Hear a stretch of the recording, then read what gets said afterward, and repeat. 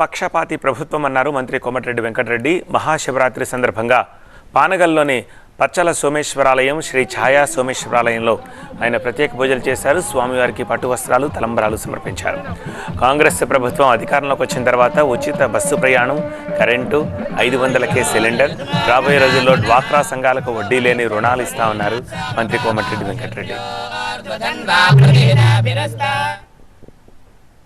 ఆర్థిక సామాజిక రంగాలలో, రాజకీయ రంగాల్లో, ఉద్యోగాల్లో కూడా మహిళలకు అన్ని మంచి జరగాలని కూడా ఈరోజు శివరాత్రి రోజే మహిళా దినోత్సవం రావడం తప్పకుండా మా ప్రభుత్వం చూశారు. ఇవాళ 23 కోట్ల మంది మహిళలు ఇవాళ గత 3 మాసాలుగా 90 రోజుల్లోనే ఇవాళ ఉచితంగా ఆర్టీసీలో బస్సుల్లో ప్రయాణం చేసి దేవాలయాల్లో దేవుణ్ణి దర్శించుకోవడం, పెళ్ళిళ్ళకు వెళ్ళడం, సొంత పనులకు వెళ్ళడం బహుశా ఎవరికి ఆలోచన రాకుండొచ్చు మహిళలకు. దాంతోపాటు ఇవాళ మహిళలకు ఏ పేద మహిళకైనా భారం పడితే ఆ మహిళ మీదనే పడుతుంది.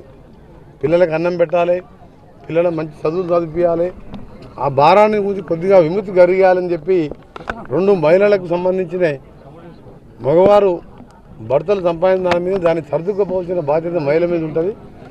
ఇవాళ ఎవరికి ఆలోచన రాని విధంగా 200 యూనిట్ల వరకు నెలకు 600-700 రూపాయలు ఇవాళ మహిళలకు భారం తగ్గించే విధంగా కుటుంబ విధంగా ఉచిత కరెంట్ ఇవ్వడం, 1200 రూపాయల గ్యాస్ సిలిండర్ కొనుక్కోవాలంటే ఆ పేద మహిళలు మళ్ళా కళ్ళల్లో నీరు గారుతూ కట్టెల పొయ్యి మీద వంట చేసుకునే పరిస్థితి వచ్చిన పరిస్థితులలో ఈ నెల మన నుంచే 1వ తారీఖు నుంచి 500 రూపాయలకే గ్యాస్ సిలిండర్ ఇచ్చి మహిళా పక్షపాతి ఈ కాంగ్రెస్ ప్రభుత్వం పేదల ప్రభుత్వం అని చెప్పి నిరూపించుకున్నాం. తప్పకుండా రాబోయే కాలంలో మహిళా సంఘాలని ఆర్థికంగా చేయాలని మేము ప్రతి మీటింగ్లో కూడా మేము ముఖ్యమంత్రి గారు అందరం ఆలోచిస్తున్నాం. ప్రతి మహిళని మహిళా సంఘాలని ఆర్థిక పరిపుష్టి తీసుకొచ్చి గతంలో మాదిరిగా వడ్డీ లేని రుణాలు ఇచ్చి ప్రతి మహిళని కోటీశ్వరులను చేయాలనే లక్ష్యంతో మా ప్రణాళిక ఉండబోతున్నది. త్వరలోనే మీరు అన్ని కూడా చూస్తారు. మీరు